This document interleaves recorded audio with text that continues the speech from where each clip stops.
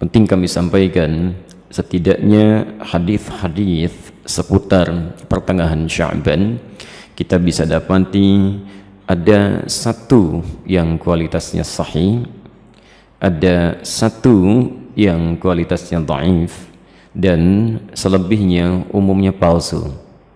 Selebihnya umumnya palsu. Saya ambil contoh yang palsu misalnya.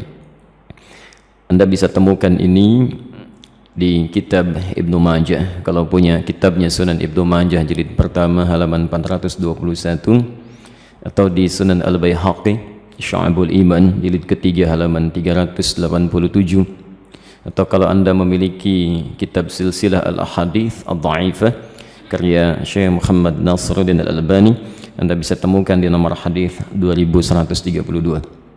Baik, riwayat ini disampaikan oleh seorang bernama Ibnu Abi Sarba.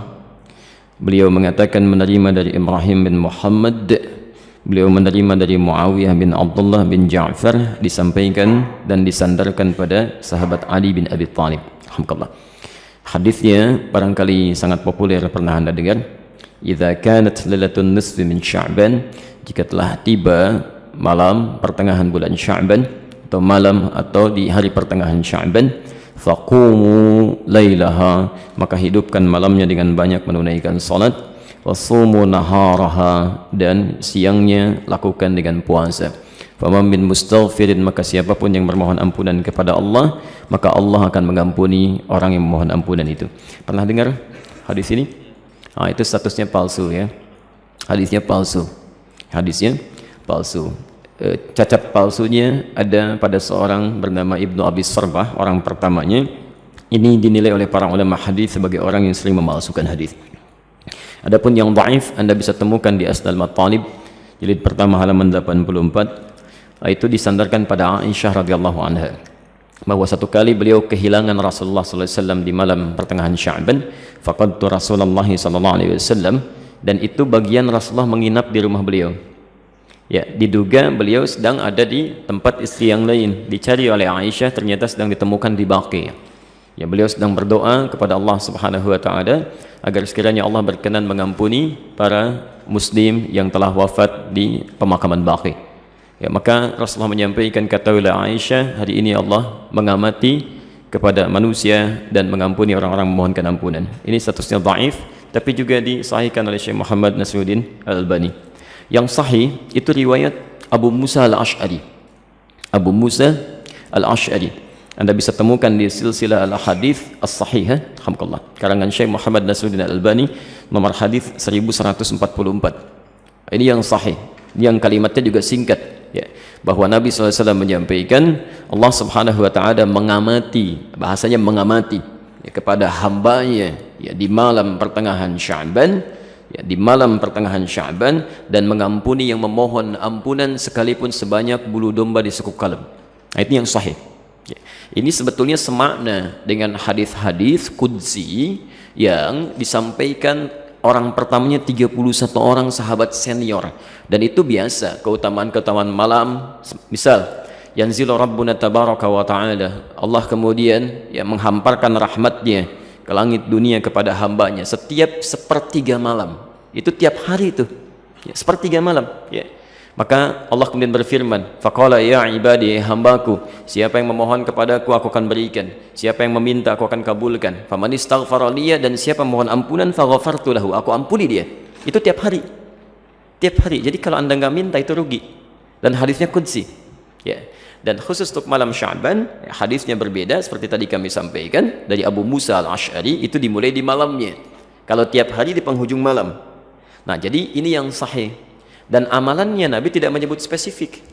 Karena itu sahabat itu banyak beramal saja ya. Ada yang kemudian salatnya qiyamul lail, yang tahajud ya. Ada yang banyak beristighfar, macam-macam. Dan tidak ada amalan spesifik. Nah, jadi kalau misalnya ada amalan-amalan spesifik menunjukkan di malam itu ya, itu sesungguhnya hadis-hadis yang disepakati oleh para ulama itu hadis palsu.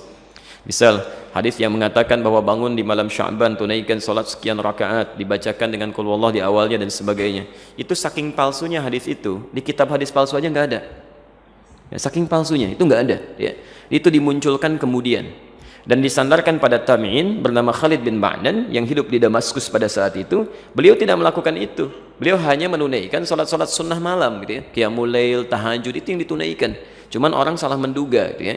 Jadi kalau Anda ingin hidupkan malamnya dengan ibadah-ibadah sunnah, silakan saja, boleh. Qiyamul lail, tahajud, baca Quran, istighfar itu standar, biasa. Dan ada keutamaan di situ.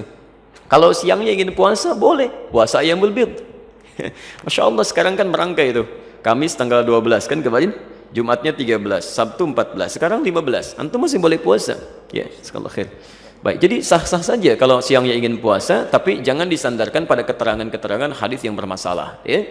Termasuk ada yang fenomenal itu ya. Jadi zaman dulu nggak ada, sekarang ada tuh. Ya, bahwa pada saat pertengahan Sya'ban buku amalan manusia ditutup ya. Pernah dengar itu? Baik, kalau ditutup artinya amalan kita nggak dicatat karena ditutup. Di antum bebas saja lakukan apa aja tuh karena nggak dicatat tuh ya. Mau pinjam handphone teman, mau ngambil sandal di Baitur Rahim karena nggak dicatat tuh. Ya, karena ditutup ternyata nggak dicatat. Dan mustahil buku catatan amal seorang hamba ditutup kecuali dia telah wafat. Dia telah wafat. Dia ditutup tuh setelah wafat. Kalau dia masih hidup, dia pasti terbuka. Masih terbuka dia. Dan semua akan ditulis dan ditampakkan di akhirat nanti. Dalilnya sahih. Faman ya'mal mithqala dzarratin khairan yarah. Siapa yang berbuat satu kebaikan akan ditampakkan sekecil apapun. Wa may ya'mal mithqala dzarratin syarran yarah. Yang ada hanyalah pena yang diangkat, yang tidak dituliskan. Itu pun bukan di pertengahan Sya'ban atau bahkan di Ramadan, bukan. Hanya dikhususkan pada 3 golongan tertentu. Rafi'al qalam an thalathin, kan? Atau an thalathah. Diangkat pena, tidak dituliskan hisabnya dari 3 golongan. Anis sabiyyi hatta yahtalima, dari anak kecil sampai dia balik. Jadi kalau anak kecil tidak sholat, dia nggak dihisab oleh Allah sebelum dia balik. Itu diangkat penanya, tapi bukunya masih terbuka, catatannya ada. Ya? Tayyib. Kemudian siapa lagi? Wa anil majnuni hatta yufiqa. Ya, anil majnuni hatta yufiqa. Dari orang yang terganggu ya, kesadarannya, baik sampai dia sadar kembali. Yang disebut tidak waras dan sebagainya gitu ya. Tayyib. Nah itu tidak dihisab, tidak dihitung. Jadi kalau dia naik misalnya ngambil mangga Anda, dia lempar, kemudian dia ambil mangganya, Anda nggak usah marah karena Allah pun nggak hisab. Ya, Allah tidak hisab. Jelas ya? Karena dia melakukan amalan berdasarkan bukan karena kesadarannya. Dan yang terakhir, anin naimi hatta yastaiqidha. Ya, dari orang yang tidur sampai dia bangun. Jadi kalau misalnya ada di antara antum, ya tertidur, kemudian subuh lewat sampai jam 10 itu belum dihisab tuh. Nah, saat bangunnya di situ dia tempat sholatnya. Ya, tapi bukunya tetap terbuka, nggak ditutup ya. Kalau ditutup artinya sudah meninggal dunia, sudah selesai. Baik. Dan tidak ada kerjaan malaikat nutupin buku, dibuka lagi tuh ya. Tolong tanyakan kapan ditutupnya, kapan dibukanya tuh. Oke. Jadi itu diantara amalan-amalan yang barangkali penting untuk disampaikan. Jadi tidak sepenuhnya keliru juga beramal di pertengahan Sya'ban, tapi juga tidak sewajarnya jika kita melakukan amalan yang tidak pernah ada dalilnya, ya sekaligus juga tidak ada ketentuan dan contohnya. Itu barangkali yang coba kita hindari. Kalau beramalnya silahkan karena tuntunan umumnya ada, hadisnya dan sebagainya. Tapi amalan-amalan sunnah yang memang pernah diajarkan dan dicontohkan untuk dilakukan. Saya kira jelas ya.